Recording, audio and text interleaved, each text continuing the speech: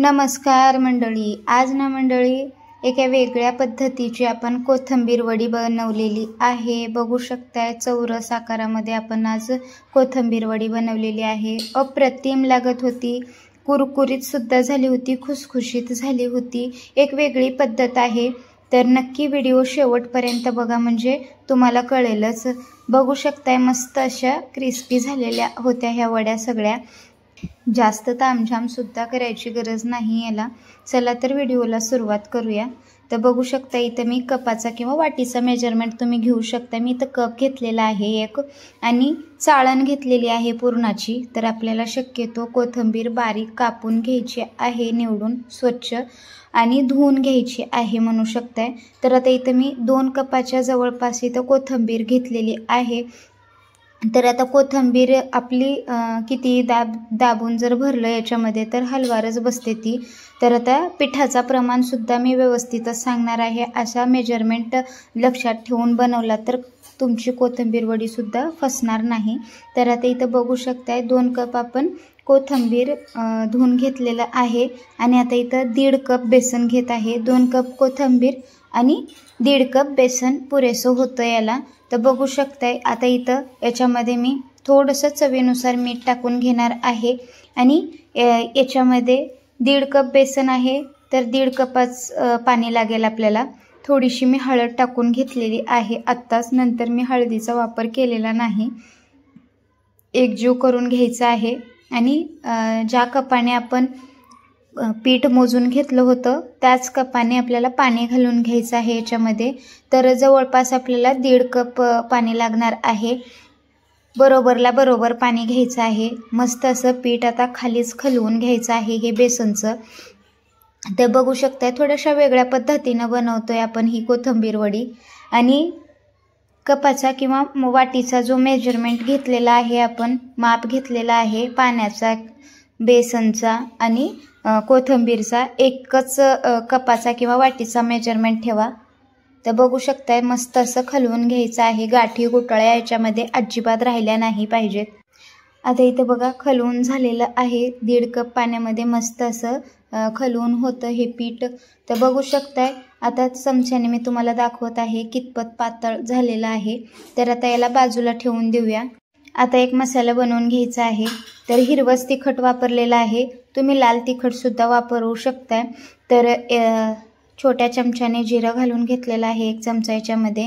चवीनुसार मीठ घालून घेतलेलं आहे, मोठा 1 चमचा धने घातलेले आहेत, आणि हिरवी मिरची तिखटप्रमाणे कमी जास्ती करू शकताय। मी 8 ते 9 हिरवी मिरची घेतली होती, मस्त असं बारीक वाटून घेतलेलं आहे मिक्सरला। तर आता इथं कढई गरम करायला ठेवलेली आहे। कढई मस्त अशी गरम झाली की मग याच्यामध्ये तेल घालून घ्यायचं आहे। तर आता तेलाच्या पळीने मी इथं तेल घालून घेतलेलं आहे। 1 पळीचा अंदाज मी तेल घातलेला आहे या ठिकाणी। फोडणीमध्ये दुसरं काहीच वापरणार नाही आपण, फक्त हे जे मिश्रण वाटून घेतलं होतं तर तेच मसाला आपण याच्यामध्ये टाकून घ्यायचा आहे, आणि चांगला असा फ्राय करून घ्यायचा आहे म्हणू शकताय। बघू शकताय मी सतत असं हलवत आहे। गॅसची फ्लेम मीडियम ठेवायची आहे, आणि शक्यतो याच्यातला कच्चापणा जाईपर्यंत 2 ते 2.5 मिनिटं याला परतून घ्यायचं आहे म्हणू शकताय। आणि लगेचच आपण आता याच्यामध्ये कोथिंबीर टाकणार आहोत 2 ते 2.5 मिनिटाच्या नंतर। तर मस्त असं परतून घ्यायचं आहे, आणि लगेच परतल्याच्या नंतर आता याच्यामध्ये मी तीळ आत्ताच घालत आहे। तर पांढरे तीळ आपण मोठ्या चमच्याने 2 चमचे इतके आपल्याला याच्यामध्ये तीळ घालून घ्यायचं आहे।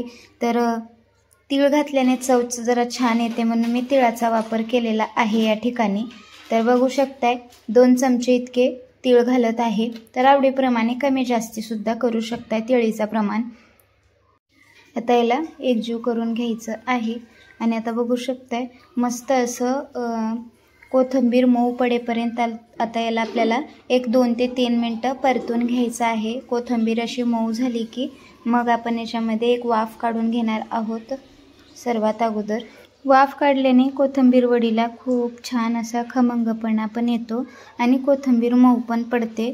तर गॅसची फ्लेम कमी करायची, आणि आता याला बघू शकताय तुम्ही वाफ काढून झालेली आहे आपली। आणि आता लगेच आपण याच्यामध्ये खलवून घेतलेलं पीठ याच्यामध्ये ओतून देणार आहोत। तर बघू शकताय थोडं थोडं करून आपल्याला पीठ ओतून द्यायचे आहे आणि गॅसची फ्लेम जरा मीडियम करायची आहे आणि आता याला सतत असं परतत राहायचं आहे। सगळंच पीठ मी ओतून देत आहे खलवून घेतलेलं। तर बघू शकताय आता आपण गॅसची फ्लेम मोठी ठेवायची आहे। घट्टसर होईपर्यंत याला सतत परतत राहायचं आहे। एक 2 ते 3 मिनिटापर्यंतच याला लगेच घट्टसरपणा यायला लागतो। बघू शकताय अगोदरपेक्षा आता घट्टसरपणा जास्त आलेला आहे पिठांना आणि आता कढई सोडेपर्यंत आपल्याला याला सतत असं परतून घ्यायचं आहे। घट्टसर बेसन कसं करतो आपण त्या पद्धतीचं आपल्याला करायचं आहे किंवा थापवडी जेव्हा करतो तेव्हा त्याचं पीठ कसं असतं तसं बनवायचं आहे याला। तर तोवर याला सतत असं परतत राहायचं आहे म्हणू शकताय। तर आता तुम्ही म्हणत असाल की अशी कोथिंबीर वडी बनवली आणि तेलात तळते वेळेस विरघळते, अजिबात विरघळत नाही, तुम्हाला दाखवणारच आहे तळून सुद्धा। तर बघू शकताय मस्त असं घट्टसरपणा येईपर्यंत याला सतत परतत राहायचं आहे आणि वरती झाकण ठेवून आता आपण एक वाफ काढून घेणार आहोत याची। तर एक ते 1.5 मिनिटापर्यंत आपण याची वाफ काढली की मीडियम गॅस करून खमंगपणा खूप छान येतो या वडीला। तर बघू शकताय मस्त असं घट्टसरपणा आता मिश्रणाला किंवा या पिठाला आलेला आहे। तर आता हे गॅस बंद करून घ्यायचं, एका ताटाला तेल लावून घ्यायचं आहे आणि आता हे सगळंच मिश्रण याच्यामध्ये ओतून द्यायचं आहे आणि याला थापून घ्यायचं आहे। तर चौकोनी आकारामध्ये थोडक्यात मी थापून घेतलेलं आहे, तुम्हाला व्हिडिओमध्ये दिसतच असेल। तर बघू शकता आता कितपत जाड ठेवायचं आहे ते तुमच्यावर अवलंबून आहे। तर मी मीडियमच जाड ठेवत आहे, जास्त जाड ठेवत नाही, म्हणजे जास्त जाड ठेवलं की आतली बाजू तळली जाणार नाही। तर बघू शकताय मस्त असं थापून घ्यायचं आहे।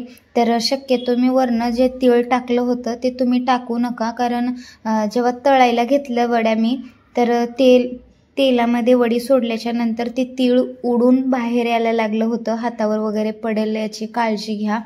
तर शक्यतो टाकूच नका तीळ याच्यावर, जे मी वरनं गार्निशिंगसाठी टाकलं होतं किंवा सजावटीसाठी टाकलं होतं तर ते टाकूच नका। बघू शकताय मस्त असं थापून घ्यायचं आहे आणि याला पूर्णपणे आता थंड करून घेणार आहोत आपण। थोडंसं गरम आहे तवरच आपण याला असं साचा बनवून घेणार आहोत फक्त चमच्याने कोथिंबीर वड्या पाडण्यासाठी। तर नंतरनं चाकूने आपण आतपर्यंत वड्या पाडून घ्यायच्या आहेत। फक्त साचा असा नकाशा दिल्यासारखा असं हे करून घ्यायचं आहे, व्हिडिओमध्ये दिसतच असेल। आता बघू शकता इथं मी चाकूने सुद्धा ह्याला वड्या सगळ्या खुल्या खुल्या करून घेतलेल्या आहेत। कोथिंबीर जितकी बारीक कापाल तेवढी वडी आपल्याला भारी हे होते। तर बघू शकताय आता इथं मी तेल गरम करून घेतलेलं आहे। तेलाचा गरमचा प्रमाण तुम्ही जास्तच ठेवा आणि गॅसचा फ्लेमसुद्धा मोठीच ठेवा वडी सोडल्याच्या नंतर। तर बघू शकताय इथं मी वड्या गोल्डन ब्राऊन होईपर्यंत तळून घेणार आहे। जितक्या मावतीन तितक्या वड्या आपल्याला याच्यामध्ये सोडून द्यायच्या आहेत। बघू शकताय मस्त असं, आणि तेल थोडंसं सुरुवातीला तळते वेळेस कमीच घ्या आणि थोड्या थोड्याच वड्या तळून घ्या, कारण ते वड्या तळल्याच्या नंतर तेल असं पिवळटपणा येतो तेलाला, तर शक्यतो तेल ते वापरू वाटत नाही। तर बघू शकता मी इथं तेलाचं प्रमाण तर थोडासा कमीच घेतला आणि आता याला सतत परतत राहायचं आहे, असं म्हणजे एकसारखा कलर येतो। बघू शकताय अजिबात तेलात वडी आपली कोथिंबीर वडी विरघळत नाही।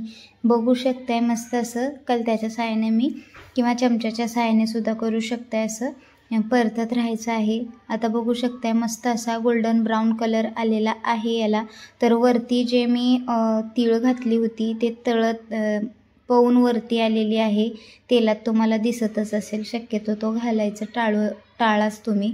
तर बघू शकताय मस्त असं क्रिस्पी कुरकुरीत वडी आता आपली कोथिंबीर रेडी आहे म्हणू शकताय। अप्रतिम दिसत आहे, चवीला सुद्धा भन्नाट लागते। कधीतरी अशा वड्या बनवून पहा।